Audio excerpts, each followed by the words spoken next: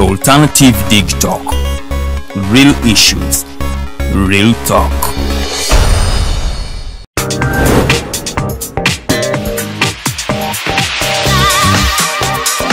Hello beautiful people, you're welcome to the Snap Talk with your girl Teddy Teangel every Saturday right from 6 to 7. Nakuzino twajirwa flat tummy. Tukyayambala ko kugoyo obutukwata.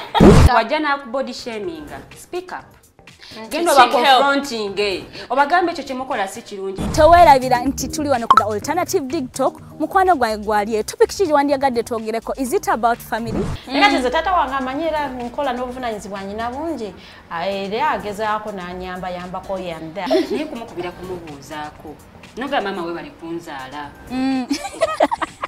Is it outside family? Is it society? Oh, could it be relationships? Come and visit, call me.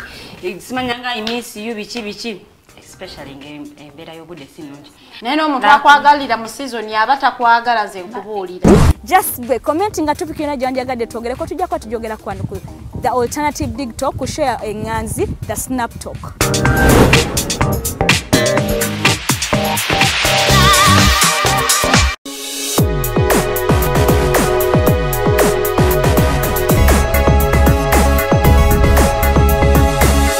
The Alternative Dig Talk. Real issues, real talk.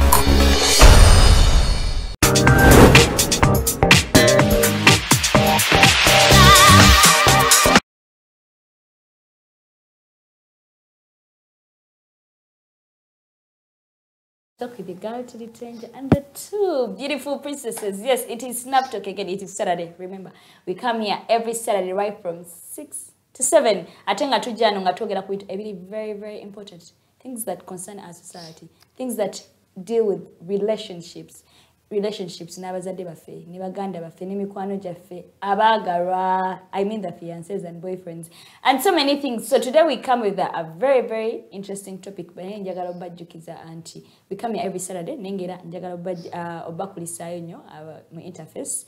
Wali ne Dr. Kizabesije. Thank you so much for always tuning in, and same thing with us today. Thank you so much for tuning in every time we come here. But before I bring up our topic of the day, let me take this opportunity to greet the people I'm with in the studio.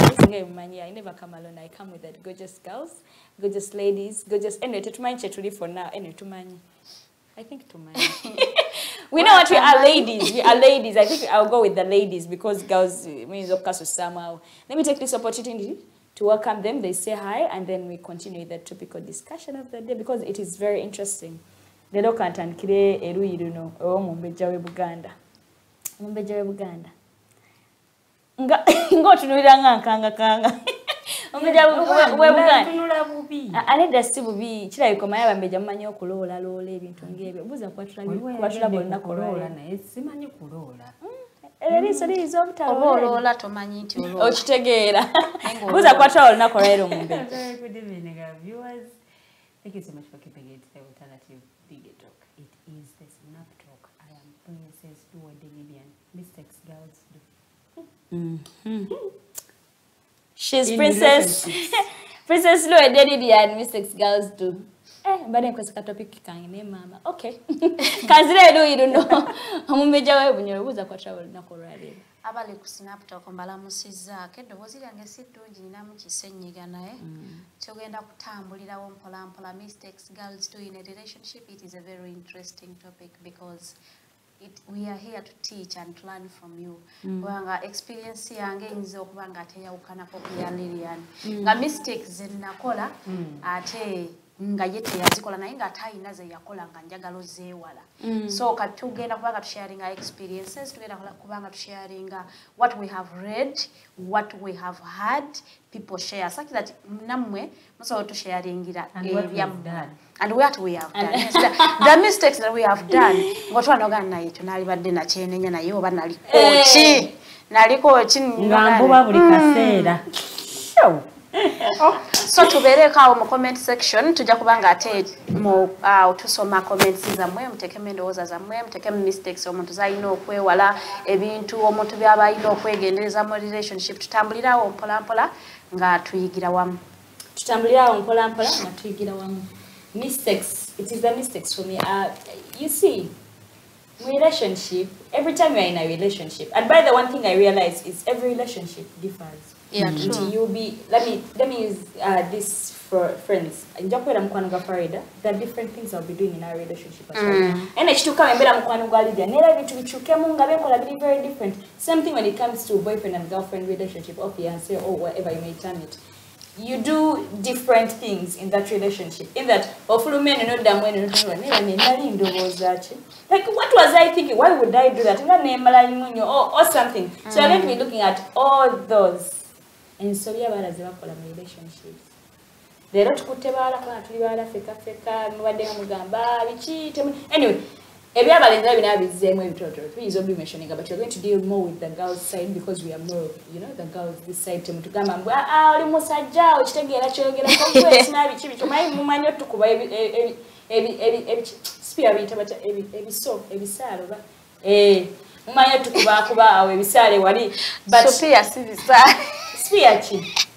anyway, but you know what I mean. So let's continue with the conversation.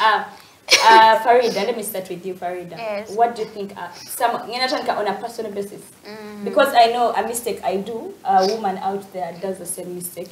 And then to judge Kwatako general, but let's start with you as you. What mistakes do you think you've ever done in a relationship, or you think you would do when you're in a relationship? Mistake zetusinga okukola katika ngambe nganzika wabeerawo nze zange ze nnakola naye nga ndabira ddala naali badde sizikola naleta sizikola manyi sometimes okola ekintu ne wejjusa luvannyuma naye ng'olwedde okituddemu. You see, sometimes ignoring the red flags in a relationship, it is very important. Nti omuntu olaba red flags naye n'obwignoringa. So last time nabagamba nti those reasons z'obuusa amaaso mu kutandika, they're going to be the very reasons why you are going to leave that person. Because right now oba olaba you ignore, buli kamu you ignore, you let it slide. Naye sometimes kituuka ne kikutama. No buliranga tocha chivera, you know it is becoming heavy on you and you have to give up. So sometimes ignoring giving is very important. You are in a situationship, but you call it a relationship. Thank you. And most of us are in those situationships, and we call them relationships. Sometimes you are there, someone is just akulimbira. Nenga your relationship is not defined. You are in a relationship that has no goal, it has no direction, it is just there. You wake up in the morning and then you just have this person around. You have them, whether they want to have you for a marriage, whether they're having you for a long-term relationship, they just want to keep you around. So your relationship is not defined, it has no direction, but you are there. You are in a situationship, and sometimes it even takes too long. You are there for even 2 years. You date this person that doesn't want you to mention you are dating them. They want to love you in the corners, in the darkest places. That's where they come and proclaim your love. Don't mention to anyone that you are in love with them. Don't tell anyone that they love you. It is a secret between you and them, as if it is a murder case. No. Because now Farida, sorry, katono waliwo bano banjagala nnyo ebintu ebiri private nze sagala bintu bya mu lwatu because also ne lwatu nalo yadde lwatu katugambe negwe tolina kugambako omuntu n'emikwano gye tegirina kutegeera nti akwagala n'emikwano gye egijo they should not be knowing nti oyagala this person, so they want you in the darkness.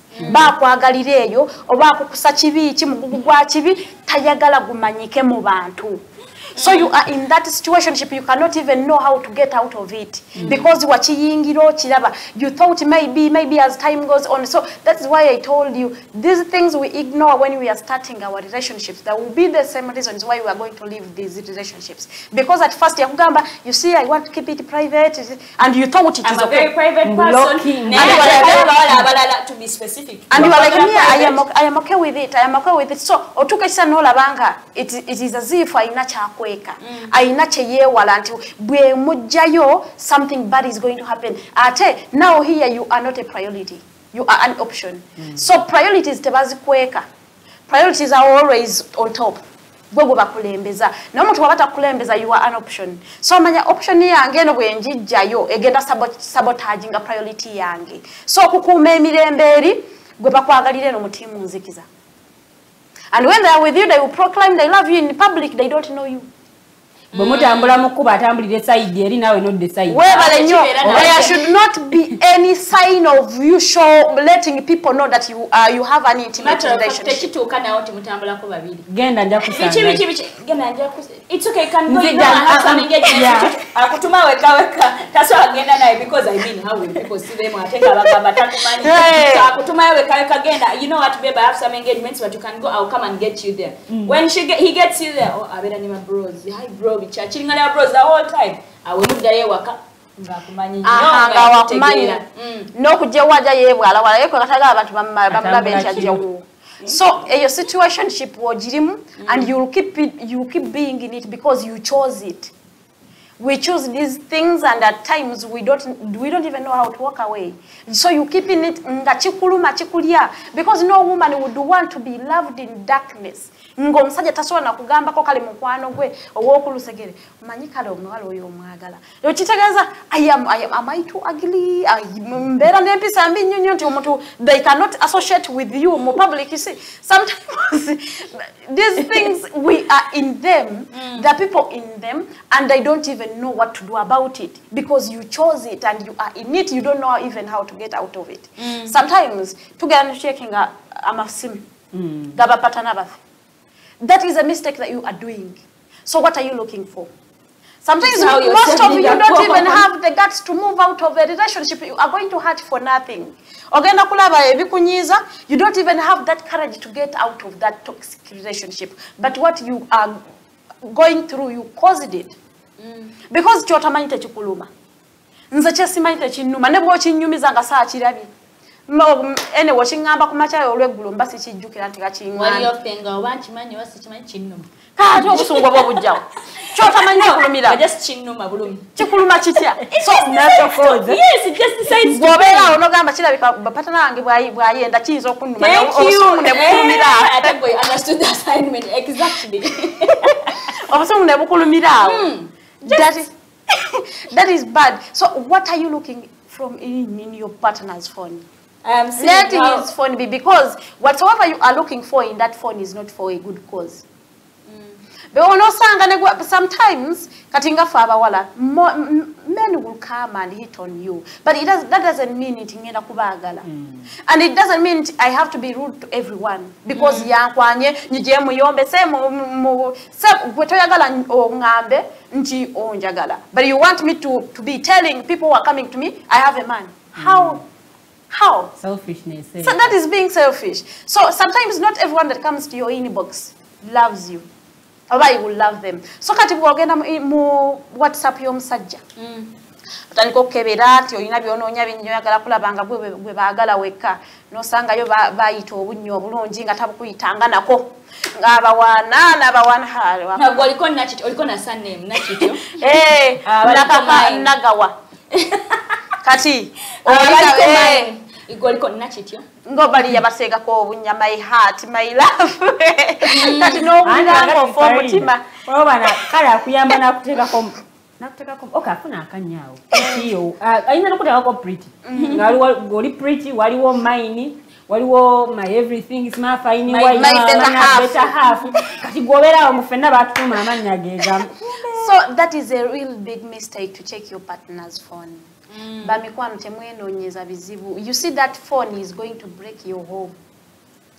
That phone is going to break your home when batemuli begendereza because buli lwononya kyonna kyoyagala olaba mu ssimu eyo kigenda mmenya amakaago oba relationship oba ki. So banayi tuyiga okwesonyiwa amasimu g'abantu betwagala omuntu wakyetekamu by the way okyetamu noganze sigenda kukwata ku ssimu ya musajja oba evuze oba ani amukubidde temulingiriza basajja bannange omusajja akutte essimu omugoberera omulinnya kagere wefudde wa CID omugoberera okutonoonya information wegifuna okuya Farida ebintu bino mpuliranga gwate kati ali obijjira agira bitabulatamu because at some point you need to investigate what you live with. Like it's just like you need to mark your territories. So what happens if you find that this man is cheating on you?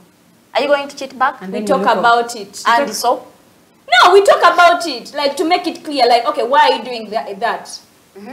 You tell me your reasons, probably, you know, you see, you're actually not good at this and this, they pushed me to cheat. Because, I mean, why would I live with a guy that I know that he's cheating on me and I am okay? You know, he's cheating, I do my own things. What sense does it make?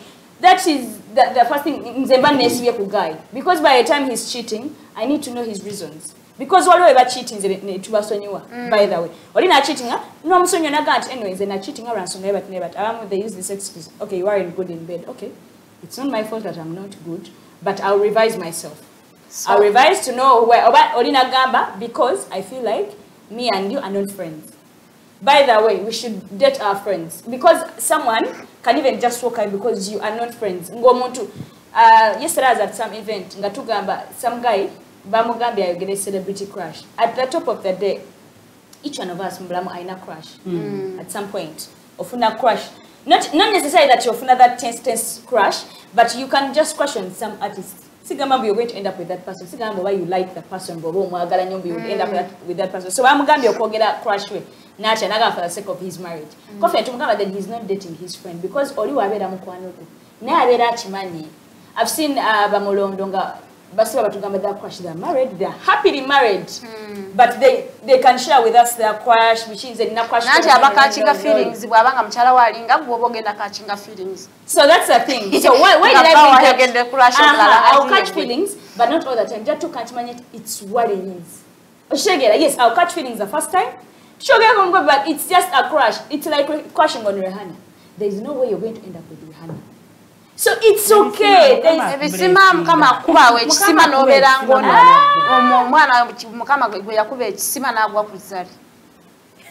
Oh no, Anisha Kib, Shakib. No, but okay, my point is, like, Tino Kuwera, okay, woman yet guy who are cheating, try to find out what pushed your guy to cheat. And how do you find out? How do you get to know? You may not necessarily check his phone, but find out from him. So what I get cheating is the whole thing. Because now, okay, you're cheating, point you're being too forgiving. You forgive every mistake that this person is doing. So ogendo tanko kubi manyira mbwa ya okay with it kati goga manyira obutabera musanyufu wamanyira okucheatinga ko because now that is the person you love oyo bwacho bwali so you keep men are all cheats buli kimwe kifuula normal because you want to keep this relationship. You are being too forgiving nti buli muntu naye waberawo ebintu ebisonyibwa. The first time mistakes you cannot fight to forgive someone if it is their first time.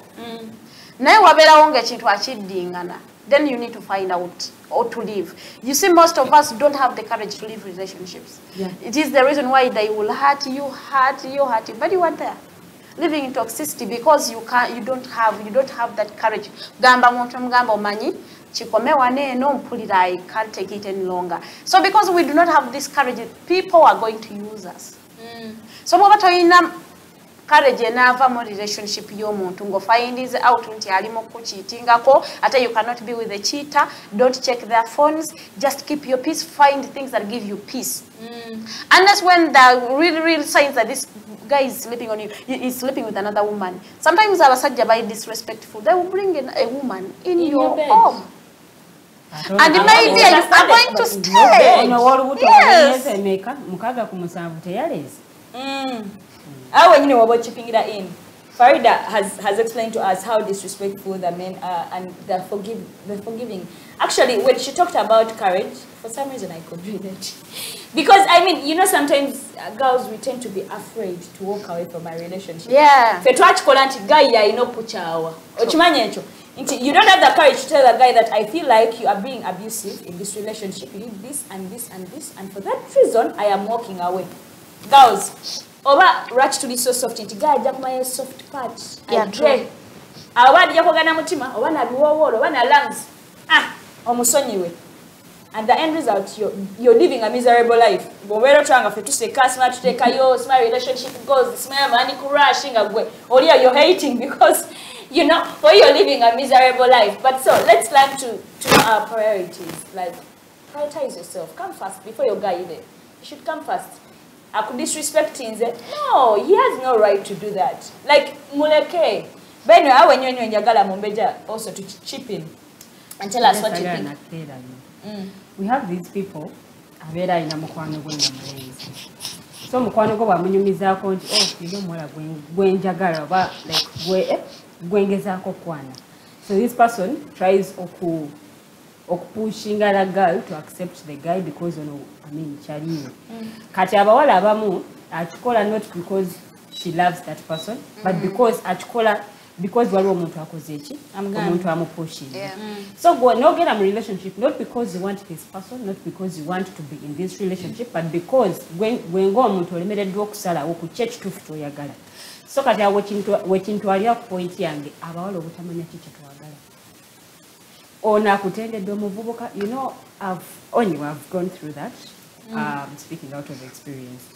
Some girl approached me because the guy is the friend and she's like, Babi mukirize. Bono gano mukirize. Aja kwekola ekintu. Like, omanyira vone muyisa bubi. I was like, chiche nyono kyafa. Oluso ababatemedde. Yeah, true. Yeah, bamba babatemedde. So omuwala obutamanya kikyoyagala.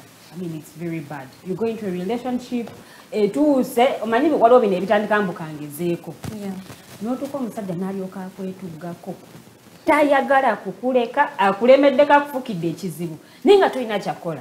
But because wagenda mu relationship nga gwe kennyini tomanyi kyoyagala, teweekakasa, oba ogigenda yaddala oba togiriimu, kugamba n'otuuka okwagala okugivaamu n'ekufuukira ekizibu ng'omuntu ono akulemeddeko. So abawala tumanye ki kye twagala. If you want to go in for a relationship, I mean, it's okay. Genda yo. I mean, there is no problem. Na yewe bwogenda yo nga teweetegese. N'otuuka ate ng'oyagala kuvaayo abamu kikaluba. Kikaluba oyagala kwesonyiwa omuntu akulemeddeko kati n'otuuka n'akwetuggako nze nkubuulira. Okiraba n'onoonya minzi ezivaayo nazo ne zikubula ate n'oba okyalinako ekyo omusajja n'agamba ayagala kujja wammwe. Okibulidde. Agamba I'm not ready. I am not ready for marriage. Anti kati beba olaba abawala abamu balina this thing of omusajja ankoledde bino, omusajja ankoledde kiri, omusajja ankoledde kiri, kinaalabika kityanga muleseewo. Emotionally mature men are ready to communicate or to listen. If I am not comfortable with something, I will openly tell him I'm not comfortable. If you are not emotionally mature to take it in, it is up to you. No, but also there is this thing. Do you know that lately, I don't know, for some reason, lately, waliwo abawala nga ye tayagala kumunyumiza kuyavuma. At waliwo oli yenga, they tend to be desperate. The guy ne wana amusaba obufumbo. She won't care if she doesn't like that guy. She won't care about anything. Yeah, ayagala bufumbo. Ayagala bufumbo. Anti kakati tulina this thing of omuntu ayagala bufumbo. Naye nga n'ewaka alinayo that pressure that comes from home. Ali awo naye pressure zewaka bamusaba omusajja bwogenda mu meeting z'ekatoma katukugenda kuggwako genda musekukulu munoyo alina abaana babiri bwe mwenkana emyaka ate afumbiddwa ate anti kati balina this thing anti gwe mulowooza mbu ofumbirwa oba wozaala togenda kuddamu kukola kakati wuyo afumbiddwa ate asigadde akola ki ate asigadde akola so pressure eyo nemuletera oli okubeera nga ayagala ayingire mu bufumbo naye nga teyeekakasizza. I mean, obufumbo genda mu bufumbo you have to think about a lot of things. Mulimu ebintu by'oba olina oteeka into consideration. Olina okukimanya nti omuntu ono olina ogenda kukeeranga naye buli lunaku ng'omutunulako agenda kuba taata w'abaana bo. I mean, tunuulira omusajja gw'olina ali fit okubeera taata ow'abaana bo.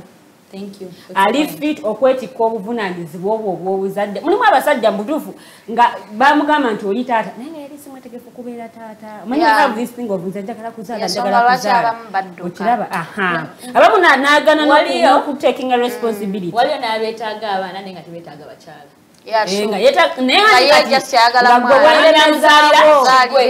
Kati we have this thing of church.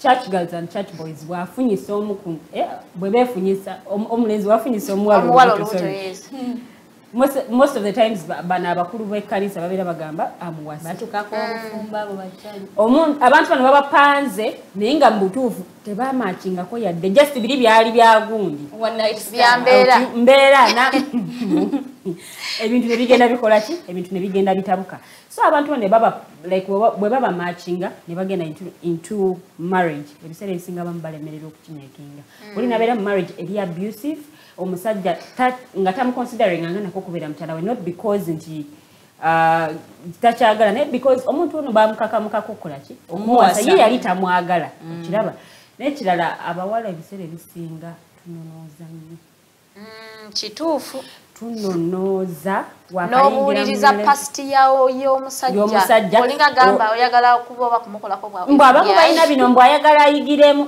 Just to remind someone here who are seated here on the same chairs in the same studios and Farida told us nanti wabeerawo simple information gyoba olina okumanya kubbaawo naye gwe ogenze baganda b'omusajja yalimu ero yalimu ddega yali ayambala enkono anti kakati there is this thing of mama nga yali amwagala nnyo kakati n'ogenda ewa nnyazaala n'otandika okumubuuza ebibuuzo kakati oli bwe bamukyawa wano yajjanga n'akola bintu kikaaki ononooza oyagala otambulire mu bigere by'oli oli gwe bakyawa okiwulidde tunonooza nnyo n'oluusi ebitatukwatako omusajja bwakubuulirako ebimu ku bimukwatako noyagala ate omanye okay mikwano gy'omusajja be baliruddawa n'otandika obuuza omu ku omu ate oba yeerabira nti mwene ensi omuntu abeera ne true love on one person kati yeba ekyawa n'oyo omukyala gwe wenna azzeewo ayiga buyiza okwagala and they can never love you nga we baayagala oli kati buli lw'oyagala obeere ng'oli okisusa omusajja n'omutama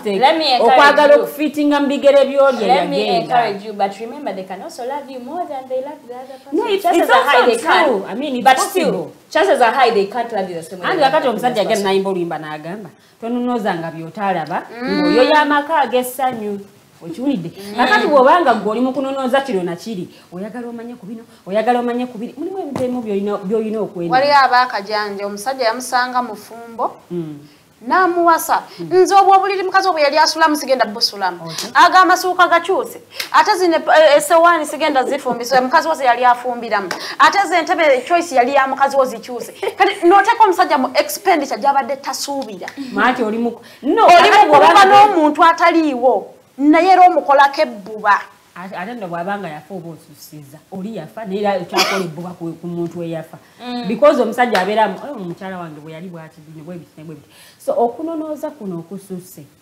abakyala musobi nnyo okufeekinga obulamu ate nga bangi bakikola ofeekinze because wategeera omusajja ayagala omukyala ali bwati ne bwati ali bwati ne bwati n'ojjira mu kifaananyi ekyo agenda okuzuula mu butuufu tebitambula bulungi of course aba alina kutambula alabe ddala nga relationship yonna yonna yali yabulima gwe oba wali wali oddala kituufu omwagadde ng'olina true intentions just oyagala kumuimpressinga bambi so kibi nnyo okufake living a fake life and faking okwefekinga gwe ng'omuntu ng'oyagala kuwininga this person's heart is not really good kibi nnyo omusajja bw'akizuula relationship tegendera ddala mu maaso awo we mukoma okiwulidde ensonga endala butawa partner wo space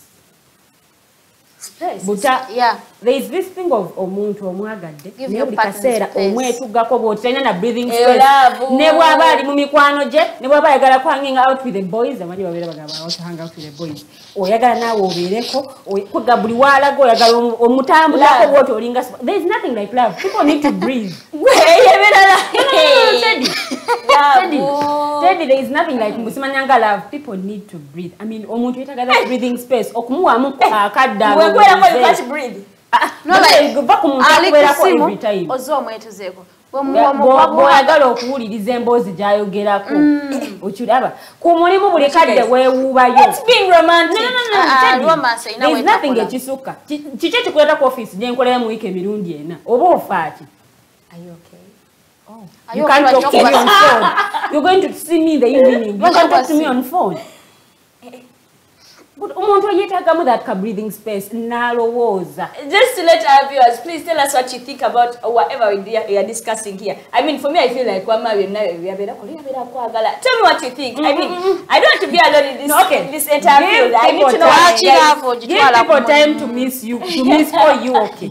Omuntu mwe mwakadde akumisi nego bikaseera omwekubye maaso eno omwekubye maaso eri bwegana yatuuka n'akoowa Teddy ndange ntuuka nekwanga ndawo nesibasibako buli kadde bw'oyagala weetimba eno bwetimba eri buli gyendago nesibyeko njagala genda kulaba mukadde tetunaba kukola mikolo naye era nesibyeko njagala ngende naawe njagala biki ebyebiki so abantu abawala mu relationships ate abawala fe tusinga okubikola ebyo neweetuga ku muntu neweetuga ku musajja n'olyoka omulemerako omulemeddeko eno omuleme bw'agenda mu mikwano gy'oyagala mu baganda be yonna yonna buli kaseera weefuula mbusimanyi abamu bakikozesa bagula buganzi naye nga mubutuufu ali mu kwetuggako ate n'ekirala omuntu abeera mu relationship emyezi egyo ebiri n'alyoka atandika okwogera ku bufumbo ati ompasa ddi ati entegeka ebadde etya banaye ebintu ebyo bitama abamu basookera ku bino mbadde njagala kulaba ku baganda bo ati katujukire ayagala kuleta why would I date someone I don't know his friends his family like I need to know them mulimu omuntu abanja akwagala they will show you the important people in their lives yadde nga tobasabye ajja kukwata kugambe enkya tugendako mu kyalo oba tugendako ewa mukulu wange oba tugendako ewa sister wange nga tonnakisaba nako nti njagala kulaba abantu abo where are you asking for them anyway and maybe he has not yet taken the step to show me those guys so you want them for what okay oli wa mwezi gumu naye oyagala kulaba mama taata ekika kyonna oyagala okiraba okimanayo n'omutaka wa kasoda no you're just exaggerating nyinza okuba necessary nga sawa kwa I mean for the parents it's a special case really like guy was said nagamba let me take you to my parents home it's really a special case but there are things that are really crucial you can't date me no ngambo njagala nnyo okay in public tutambulamu now let's say some of us mwesanga mu central nengo yaba chana mukako mlaba ransitamire so you don't know anyone from his family apart from maybe fana you're not sure oba bapasa na baganda baby amadala oba just my sister be oba just bano oba side chick wa shegera so for some reason kutwalayo akade Eddie we've dated for a year it's a year down the road you are not willing to take me tanne kakasa kukulaga mu bana dia lwachi wajjajeni nga tonna bakune tonne kati nawe is enough period for someone to be showing you those yeah 2 months kutegera omwanguyiriza n'omwaka omulambo oyera asobola okugumana kulaga abantu naye alaba another mistake I think girls twetekawo nnyo twekulemeza nnyo like we think we are something in someone's life before even that person makes us something in their lives because like you're saying 2 months we've just twesawo nnyo yes twesawo nnyo because twakadating 2 months and for you already want to see where I stay. Yeah. You already want, because for me I feel like actually by then the phobia I feel like I don't want to see your people because I feel like I don't even know you 2 months. No. Exactly. I don't even know where this is going. Bagenda kupita ku family gathering nga zisimanyi ntitoja. Matter of fact sina bana chima. Yes, sizo kupita mbugene na your boyfriend ngasimanyi mbutoja nyama.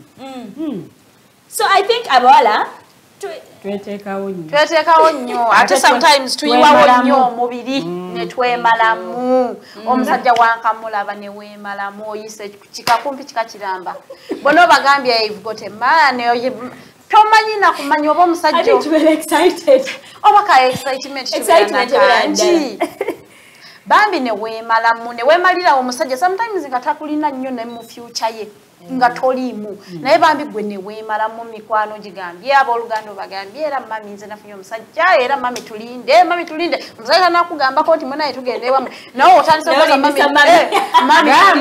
tanaba nakukkiriza tanaba nakugamba I love you naye jasa ali awo olwokuba oyagala okulaga okoona ku lwakutaano n'ofumba n'osimula n'oyoza engoye ewaka n'owatereza kambabuulire omusajja nga tanna kusaba kukola ebintu ebimu tobikola you are disrespecting yourself tobikola buli lwogula obuganzi kijja sukka atandika okulaba nti akulina gwewati atandika okukumanyiira n'ebipya biggwayo kolayo akapya kamu mu myezi nga 6 era omusurprising naye gwe engoye n'ozigolola kati oyambadde kala ki because ozimanyi nanti gwazooza n'ozikola n'oziteeka wali otegeka olw'emmande paka ku Friday ebyokuvaayo okugamba ng'omusajja yakoza you wasted my time did he ask you to do those things your time? Yes, you wasted your own time.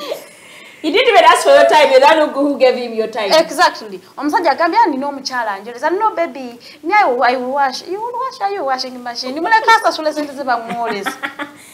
ndaba mata ayagala alage mbu ayagala nnyo buli lwayiwawo ennyo omubiri banaye omusajja akulaba nga oli desperate like you are fighting too much to keep this relationship so because alaba nti gwe asinga nnyo okwagala akulumya nze eyankuza yangamba toyaga bw'oba otuusiza okufumbira tofumbirwa omusajja gw'oyagala ennyo you should marry a man who loves you naye gwe w'olaba nga omusajja ne bwakuba essimu omutima kuba n'otandika ogamba oba agenda kuŋŋamba ki he is not your man he is not your husband he is not your man he is not your husband gamba kubaana twabenyumya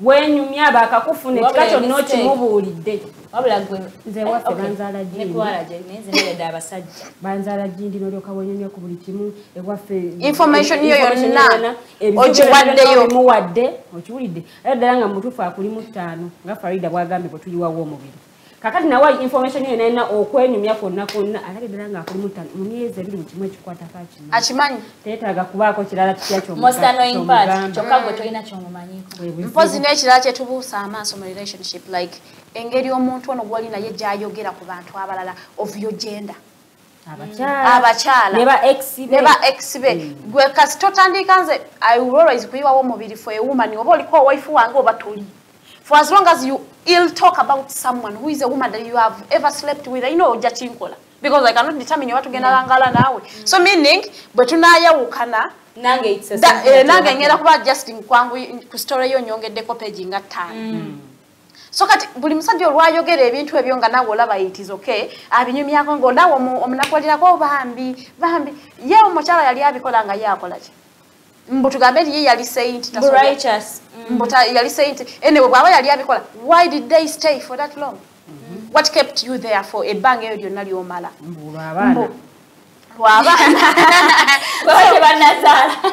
when men badmouth women ne just ali mu kuyitaawo n'amuvuma nga muli abasajja abamu balina emimwa nze nkubuulira omuwala n'ayitawo natandika okumuvuma ebyekisiru nga tamugambye nako omuwala talina kyamukoze kalabe nno kambadde kati olaba yambadde bulungi nnyo kati nze that is a turn off because ekyo kyennyini kyakola agenda kikukola ng'anyiize kati walinawo mulimu bulungi bw'anaanyiiga nga bw'asabula bali nawe agenda kukusabula because now that is his character and you are showing it is okay nze yo character yo ngenda gigumira when you badmouth era omugambira toyogera bubi ku mukyala gwe gali weebase naye omuntu gwe wakeera ku makya ne weeyambulira why are you badmouthing them because now they know you they know you why are they talking about you so don't badmouth omuntu gwe weeyamba nze era bw'okikola nga ndi wendi ngamanya ono mbendi n'onyumya naye tali because tebalina character ya maturity in them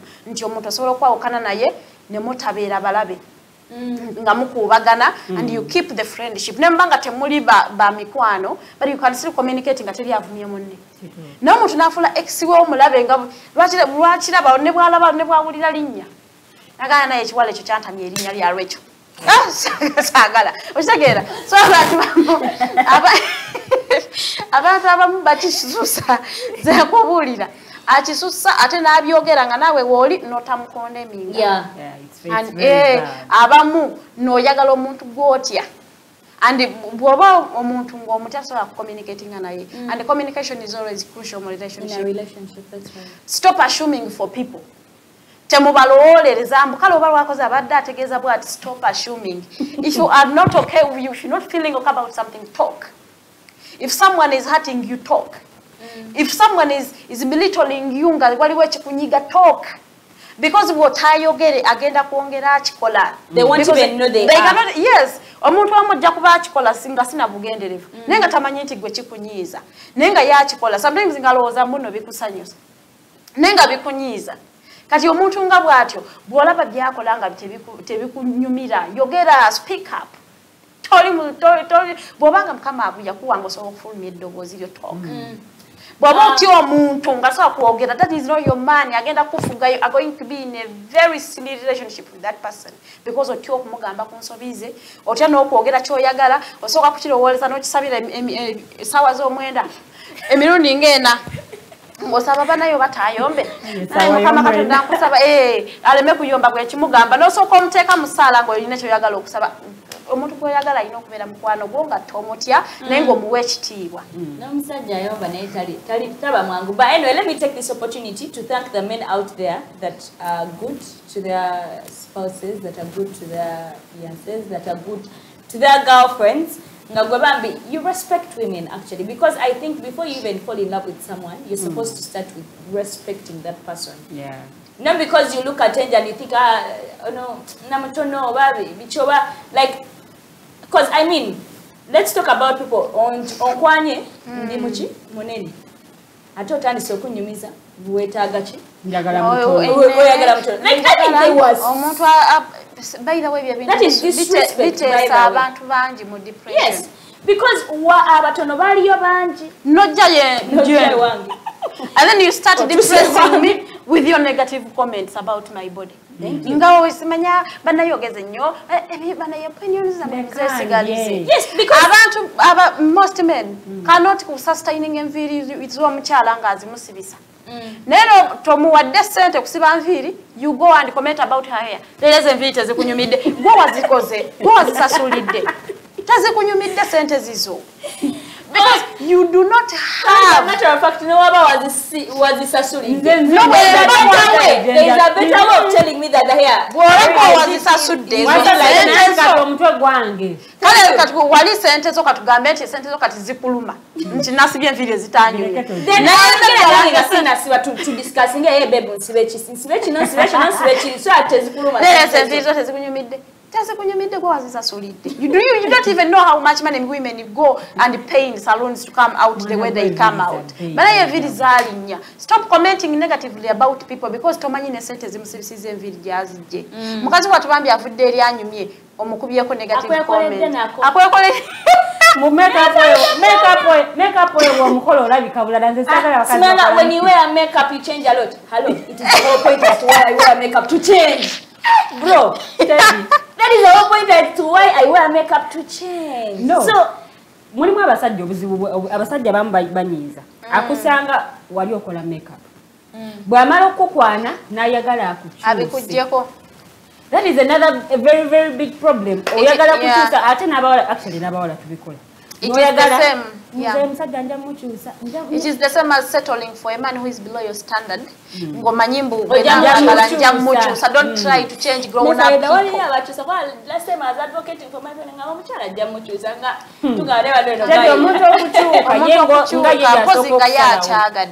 some point I remember changing someone's son here.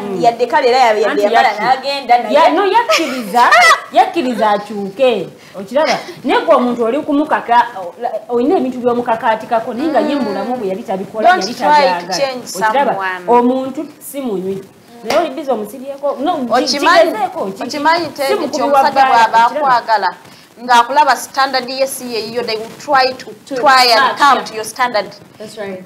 Naye bw'aba takwaga so you cannot change someone who doesn't want to change. Just for clarity, jabajukiza nti temutukuba busaali. None of us here is single. All of us, we are dating. So whenever you get, and it's not like dating about first party. We have dated, we have broken up, we have dated, and we are still dating, and we are in relationships. To be clear, she's in a relationship. I am in a relationship. So bro, that's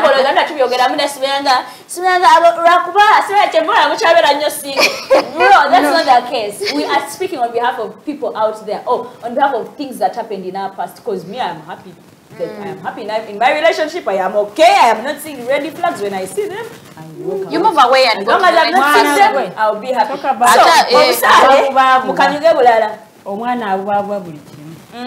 Buli wamulaba ng'ayogeddeko n'omuwala omulala nga zivaako. Fesi n'ekyuka n'ayomba mubadde mu kuseka mubadde mugenze awutu. Nayo akawungezi konna neyeesungutwa n'akomawo ewaka. Ate alina bwomu. Mulimu omuntu ng'anyiiganyiiga. Oli ne waba ali ku ssimu ng'ayogera ne mukwano gwe ng'alyoka agirumika. Nze mbadde mwogera ku ki n'alyoka atabuka yenna n'ava mu mbeera n'ogayo n'ate kiki ekyo. Naye naye tetuli kisussa. Ebbuba erisussa eritama. Nze ndaba we naalifuna ebbuba nja kuza tebubadde oyogera nange. At least ofune ekyo nnimba so that I feel better. That is what if I am personally very jealous person. Very good person. Yes. Nato ngambe kizenjo bili. No, nanti kati omuntu natuka ne yenyiwa. Atuka ne yenyiwa buli kadde mu. Buli sawa nanti abera. Buli sawa muwoze. Bwana kusimu yekale kanga ngogera. Ngojirumira. Ngojikebera. So such things are not good. Ata abamu tebamanyi kutambula nga bagenda mu maaso. They keep going back to that same person eyamulumya.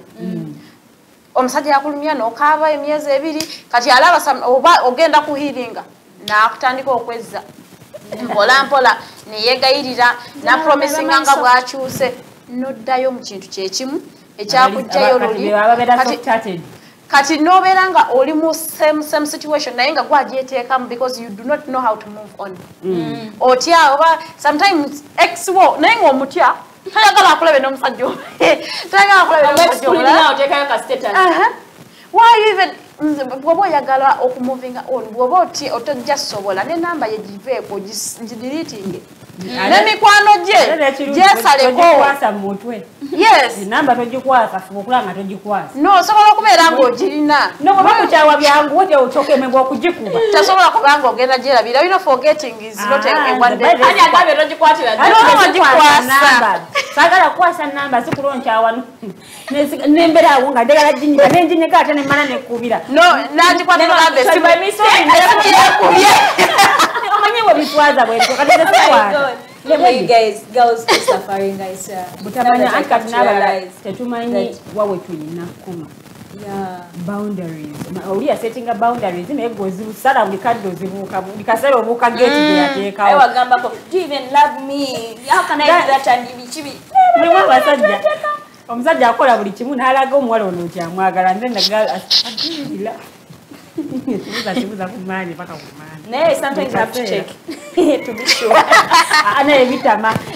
Ate abamu insecurities zizaffe ng'abakyala n'ogenda n'ozinyumiza omwami. Sometimes even your boyfriend doesn't identify you a fat.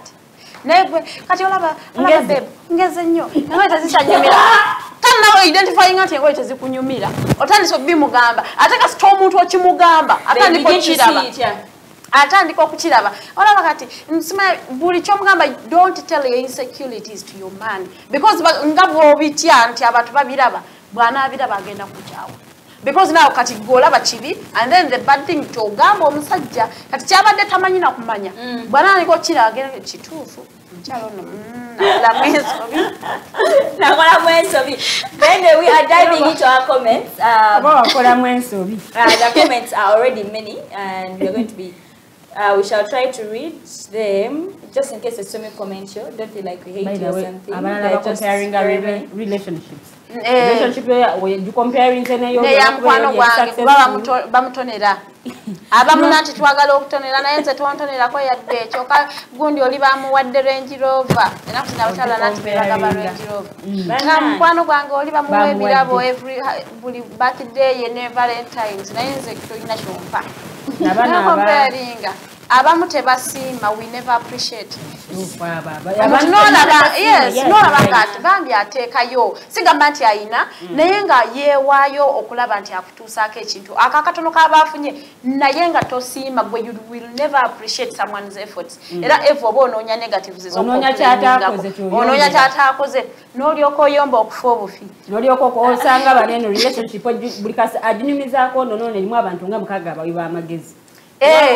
Ate abamu they are passive aggressive like aliao aine chimunyiziza yanga are you okay? Yes, I am okay. Ninga olabira dada not okay. You see they are straightforward. They want someone who is confident and straight like akubuza are you okay? Is something stressing you? Talk.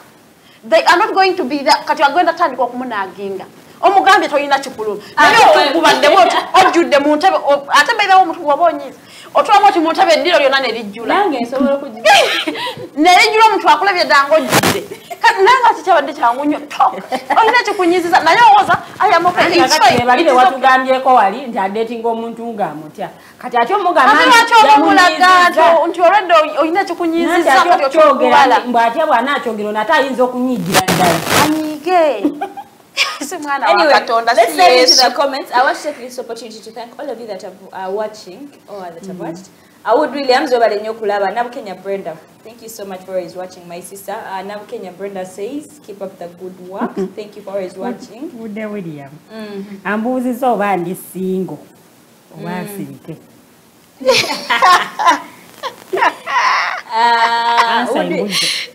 Answer Kuze. Yeah, but my back make everything clear here. Okay, Mune sorting out William. William, Agambia, Pola, you, Brooke Williams, Pola, you are talking, you are indirectly talking to me. Bolange, your collab, Brooke, are my friend. So me and you know each other. So kakati bwobange byokola si birungi. Omuntu bwaba kunyiziza totubala. Yogera. Ataba muntu gena netusugumbiza n'abantu. Akunyiziza n'ogenda osugumbiza oba kuteyo kachayi. Tanna yogera kimunyiziza nze fa kugwe. Gwe ntula wali nendi emmere yange nenkuvaako bwolona toli muntu mukulu bw'ekira kikutikko ojja kwogera. Kituufu. N'abalala obutagala tugambako mu relationship. Toyagala kunenyako kyoko okola ensobi ne toyagala kugambwako kuba kugambako n'olyoko onyiga n'olyoko ovaako nawe n'ozira ne bwakugezako kuzza n'ogaana sinzira engeri wongambe kati now like girlfriend yagambe if I'm fat like you can find a better way of telling me that I'm fat not yenga ogeze and you think me I want to identify nti patana wali growing out of shape. Okay, what are the solutions you are bringing out? Like ogenze ko kumunonyeza ko solutions wengeri ya inokyo sala ko some lemon atenga lemon yantusaba. Okay, ebintu bino lugendo mu lutambule babiri you see buli wa encouraging omuntu they will find it easy okukikola. Kale oyagala salemu some kilos okay tukerenga ku matatu nywele lemon. You take it. Kubaka nawo tatigenda kutta. It is healthy yakujukiza. Yes, it is healthy nawo chinywe. Mugende mujimu babiri mugende mukube ebyuma. Temugenda kufa. But you cannot be negatively pointing at someone and you are not giving them solutions and you want them to be in the shape that you want. Yeah. You are causing toxicity in those people and you are going to cause them depression. That's because now you are the person that should be supporting them and now olyedio bakubo obusalo antikati nabana abantu abali kubino mbo ebyali bibiriwe emirembe n'emirembe amina relationship togiteekamu yadde akantu akapya yadde okudispicingako yadde because however much relationship eneekolebwa abantu babiri naye omuwala waliwo role ey'amaanyi gy'oplaying okuvuga relationship eno naye gwe tolina yadde kooteekamu tolina yadde kwegamba oli awo bwe byali bwe biri emirembe tuggalewo chapter 2. Hallelujah. But anyway, yeah, someone told me that actually because even a man gets empowered, it means a woman gets more empowered because omukyala abeera nabingi on their table compared to what men have to do. So it's better when a woman is more empowered for the family to be better off than omusajja nga ali more empowered. Yeah. Someone told me that now it's just Nache Unerita agamba okujerega ab'enganda z'omusajja olw'embeera zaabwe oba ekikula kyabwe mbu babi baavu omusobi kuba saawa yonna wandibeera nabo ebbanga lyonna obulamu bwabwe bwonna. If you think your status is beyond that of the guy or his family, please move on. Mazima kati otandikirawa naye abakyala twekazaze nkubuulira ate nakigamba nabaye muganda woli mubi bannange mukigambo oli oyogera ku muganda newaba ayombye nebbaawe naye nga muganda ekiseyayogera toteekayo kikyo because they can leave you but he can't leave his sister.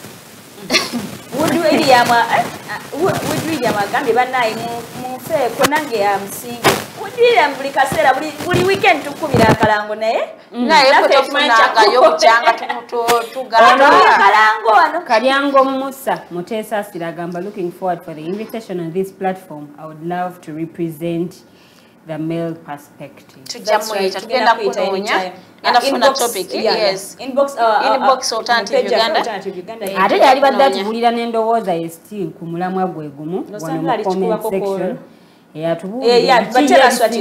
ebyalabye ku bawala ebisinga omunyiiza. Nabukenya Brenda agamba ensobi ezikolebwa mu mukwano kwe kubuuliriza patanawo mbu oluddewa every time. Nayongerako nagamba some ladies take caring. No, that's someone else. Sorry, Nabukenya.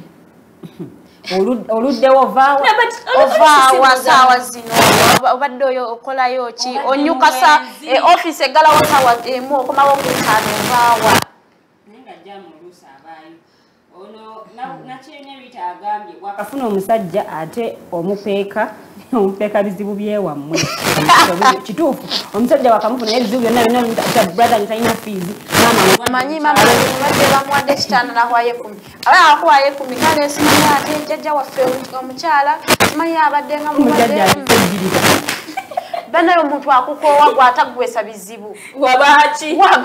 Rita yogereraga some ladies take caring guys for granted and want okubategeera. Okubategeerera. No, sigamba nti naye wabeerawo ng'omuntu olina omutegeerera bambi. You just have to understand that person. You just have to take the lead because gabeerawo omuntu nga nawe olabira ddala yeetaaga okukulembera nga tajja sobola kulembera naye nga brother mazima give partner space yes kitu omuntu yeetaaga okuwaaka wadde Teddy yadde takkiriziganya nakyo naye ndowooza okukkiriziganyizza at first I thought the kind of space is this but now nakunyiza namugamba you know what I need space no mulimu olaba Teddy usually the spaces is breaking up relationship waliwo omuntu ava ku mulimu nga already oyina byakunyiziza ku mulimu newe wali okuddamu this partner of yours obubi nogasoko I had a bad day at office ate abamu kuffe tetumanyi communicating nga tulina obusungu either going to shout at someone oba tugenda kuyomba kati bw'oba owulira tugenda kusobola communicating calmly sirika paka obusungu wonawulira nti kati right now I can communicate because buli lw'onaayogera mu busungu ogenda kuyomba ate bwe twogera mu bisungu twogera bye tutabadde tulimenti kwogera naye oba tusobola kukondensinga busungu bwo gwerinda akadde kayitewo olyoko odde mu mbeera bulungi okyogereko n'omuntu aba tayagala kuwuliriza omuntu agezaako kunyonyola ne gotwagala kuwuliriza already olina that conclusion joina mbongo obwo so toyagala yadde kubeeko kintu kyonna kyanyonyola tolina nabyo nyonyola olimba n'okulimba Williams agambye Martha yatumazeemu amaanyi allowing pastor to enjoy enswa y'omukulu okay what Martha did was not right. But we need to find out why she was doing it. Maybe the pastor is the owner of the pregnancy. Maybe the man ignored her because abasajja bewala abakyala abali muto. Maybe her husband ignored her. So we need to establish the reasons from Martha why she did it because certain actions abakyala tesobola kukyebera. That is what I told you, like omukyala relationship eno yagikowa but she doesn't know how to move out of it.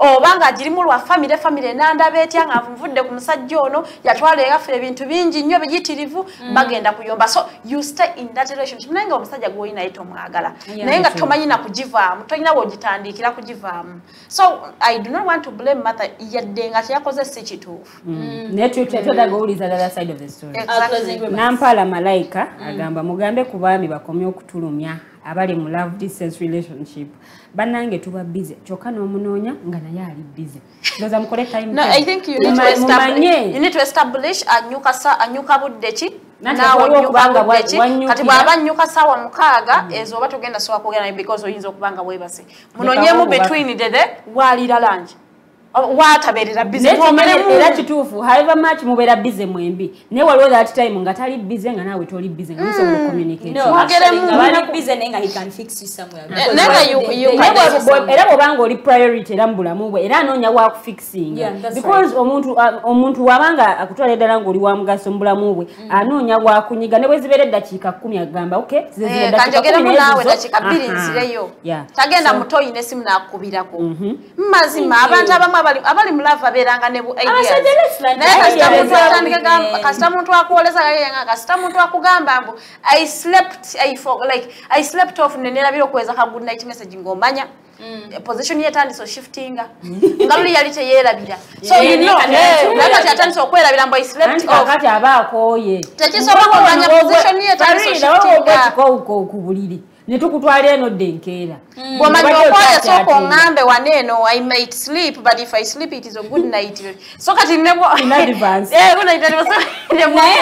Wood William agambye Nampala nti ye waali ndowooza ye talumya naye otegeddeko nga Nampala ono musajja mukazi amugambe Nampala malayika bannange nze ndowooza sirumya Kalyango Musa Mutesasa there is a philosophy by Nicholas Luhmann.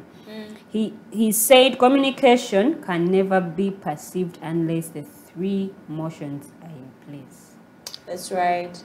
What were commenting? Zeba, thank you so much. Your closing remarks. Banange abawala tweddekoko biri ebintu ebisinza okwogerako biseera ebisinga ffe tusinga okubikola. Okiraba so twelongooseekoko omuntu akoowa omuntu yeetamwa gwe n'otamanya lwaki musajja yakulekawo naye because of these things byotwalanga ebiri mayina bwotwalanga obuntu obutonotono bw'obuusa amaaso actually ng'oli ye ensonga gy'asinga okuteekako ennyesera nagano omuwala ono nedda omuwala ono anyiiza omuwala ono abubaabuba nnyo omuwala ono ali bw'ati omuwala talina mpisa omuwala kwegamba gwe nga obuntu obwo obutono bw'obuusa amaaso ng'oli bwe bugenda omuleetera okwekyawa relationship agiveemu so ffe ng'abawala twekubemu tooki revising at least obeeko bw'okyusa however much oyina ebbuba naye okendeezeeko tosukka okiwulidde bw'omuganda agamba atabubira nsiko olina okulya taliira naye giweemu akadde naye okuzeeko okumudda ofune ky'olimaalimako bwe bubaka bwange bwensiibudde nabo abatulabe ku snaptok anaye fulwa ntwala sobola okumpeerezaayo juice kannange naye njagala okubeebaza mwe bali kutulabako snaptok every Saturday ne mugamba ffe tujja beerawo we don't take you for granted mpozi n'ekirala abaana abawala know what you want in a relationship and go for that if someone is below your standards don't go for them because they are not going to change for you. You cannot change someone who doesn't want to change. So babikwana aba basajja mubalike n'ekirala establish your position in a relationship and kigadinge jealousy kino ekifo kyo muleme kweteeka mu bifo by'emutaliimu weteeka wali ngowe weyita omukyala naye nga bambi oli ka side chief oyogera omubwati nga nno wali olowoozezaako mbu gwe main chick kumbe gwe side chick kumbe the guy is cheating with you the guy is cheating with you ogenda olumba main girlfriend olowooza mbu ye side chick kati akulaba nagamba labono sama mikwano Farida by the katini nyongo yongerezaako that these girls who date married men no stuka nogenda ovuna omukyalo ow'omumaka mbusimanyanga mbu ogadinga tisimanya oyagala naye bakulabewo these men don't leave their house like their wives actually not even housewives but their wives ba married men abo bayina ebizibu so okuleka mukyala we omusajja buli lwakulimba nga asimanya oyo mukazi nze simwagala asimanya ndiyo lw'abaana they are lying bagala abasajja baabwe they want to use you and they will want to use you they will want even to have kids with you but they are not going to make you public they are not going to declare you as their wife. You are going to be in a girlfriend position nemyaka ana ngoli eyo goli girlfriend ate ow'okubbali. They can never plan for you. They plan for their home. They can never plan for your home. Necho yagala osoka kisabira n'okikubira amavi. Ate nakuwako ekitundu nakugamba yeyongerezeko naye ng'ewuwa abigula. Kati nze bye neebuuza omuntu n'omusabe sennaga sizina neemubuuza abewuwo baasuza enjala ngo tebaalidde. Bwe baba baalidde lwaki nze sirya. Zirina. Ate ng'abewuwo baba tebaalidde. Ate Farida ajabiddemu abatazirina ddala. Ofuse mungi mu studio temumanyi mugenda beera bukomwe nga Luwedde tugenda continuing in the conversation. It's going to continue on our social school. Wood Williams it's going to continue the entire conversation. Keep the comments coming through to Adamu, even when you know time it chases it. But remember, my darling sister, you deserve better. Matter of fact, you deserve the best. So if you think you're in a situationship or relationship that doesn't give you better or the best, please walk away. See you guys next Saturday. Love you.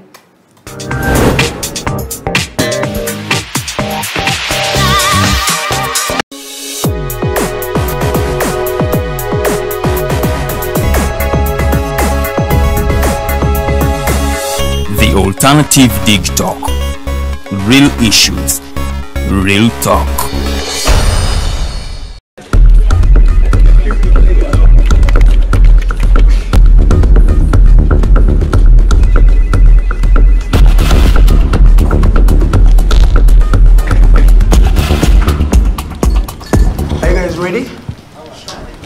Let's have Uganda.